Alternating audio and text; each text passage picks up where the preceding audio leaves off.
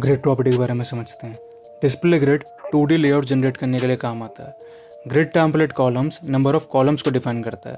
जैसे इस केस में पहले कॉलम को हमने 1 फ्रैक्शन यूनिट एंड दूसरे को 2 fraction unit of the available space हमने डिफाइन करा है। इक्वल कॉलम जनरेट करने के लिए हम रिपीट प्रॉपर्टी का इस्तेमाल में लेते हैं।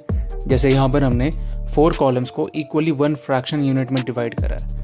ग्रिड टेम्पलेट रोज सिमिलर तरीके से काम करता है। रिस्पॉन्सिव ग्रिड लेआउट के लिए हम ऑटोफिट एंड ऑटोफिल प्रॉपर्टी का इस्तेमाल करते हैं अलॉन्ग विद मिन एंड मैक्स। सबसे पहले हम ऑटोफिट प्रॉपर्टी को समझेंगे।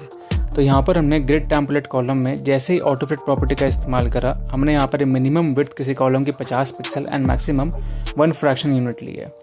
पेरेंट की विड्थ को कम करते ही हम देखेंगे कि आइटम्स के विड्थ 50 पिक्सल से नीचे आते ही वो किस तरीके से ब्रेक हो रहे हैं, एंड जैसे ही हम एक्सपैंड कर रहे हैं उनको, तो वो 1 फ्रैक्शन यूनिट जितनी स्पेस कंज्यूम कर रहे हैं। पर ट्विस्ट आता है हमारा ऑटोफिल प्रॉपर्टी में, जिसका सिंटैक्स तो सेम ही है, और यहाँ पर भी हमने इसकी मिनिमम विड्थ जो है किसी कॉलम की 50 पिक्सल ली है। हम देखेंगे कि पेरेंट की विड्थ कम करते ही सिमिलर मैनर में ये वही रिस्पॉन्सिव तरीके से ही काम कर रहे हैं। बट ट्विस्ट आता है कि जैसे हम इसको एक्सपैंड कर रहे हैं, इसको स्पेस मिलते ही ये इमेजिनरी कॉलम को जनरेट कर देता है रदर देन एग्जिस्टिंग कॉलम्स को एक्सपैंड करे। सिमिलरली ग्रिड टेम्पलेट रोज भी इसी तरीके से काम करता है इस सिंटैक्स में। बट सवाल ये है कि क्या आपको ग्रिड टेम्पलेट एरिया के बारे में पता है? नीचे कमेंट सेक्शन में ज़रूर बताओ मेरे को।